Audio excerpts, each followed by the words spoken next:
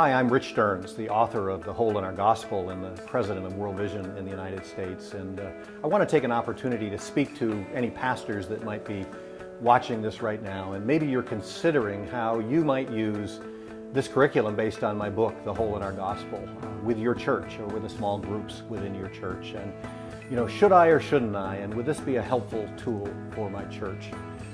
I guess I would ask you, what kind of church do you want to be? What do you hope and wish and pray for your congregation? You stand up every Sunday and you talk to them, and sometimes I know it must feel like there's a bunch of lumps of clay in the pews, and you're exhorting them and you're challenging them and you're teaching them, and you're trying to shepherd them as a shepherd does his sheep, and you're doing it because you believe in this gospel that you and I have embraced and given our lives to. And I guess what I would say is that I think what this might be able to do for your church is to blow open the idea of what the gospel really means, to give the people sitting in your pews a broader vision of what God's doing in the world and how the power of this gospel is much more than just a private transaction between them and God. It's much more than a fire insurance policy that they can put in their drawer and go back to whatever they were doing. It is truly life-changing stuff. It starts right in your church and changes lives there.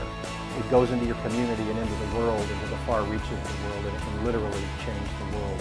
The whole gospel, W-H-O-L-E, with all of its power and full Technicolor and Dolby stereo. That's the gospel I think we all want the people going to our churches to hear, to see, and to feel. One of the pastors I met in writing this book was a pastor in Africa, in Zambia, named Morgan Chalulu. Your heart would break if you saw his crude church made out of corrugated tin and a few boards nailed together, one light bulb hanging in the church, just one bare light bulb. But it's a church of several hundred people, and this faithful pastor is in the middle of the AIDS pandemic, and he's made the decision of what kind of church he wants to be. And he said this to me: a church that lives within its four walls is no church at all. Does your church live within its four walls? Do you long for your people to go out into the world, to be salt and light, to make a difference, to be ambassadors for Jesus Christ, to change the world, to change your community?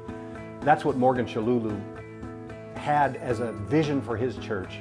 In fact, he even said in a dream the Lord had given him a vision of what his church could do and could be in the middle of the AIDS pandemic. And this is a church now that is reaching all throughout their little community in Zambia, caring for widows and orphans, teaching young men carpentry and welding skills, being the hands and feet of Christ to those that come to that church, looking for hope in a place where there isn't much of it. What kind of church do you want your church to be? This is just one tool that might be helpful to you in casting that bigger vision, in showing people God's breathtaking vision for the world and how the church is the great hope of the world. Your church is the hope of the world.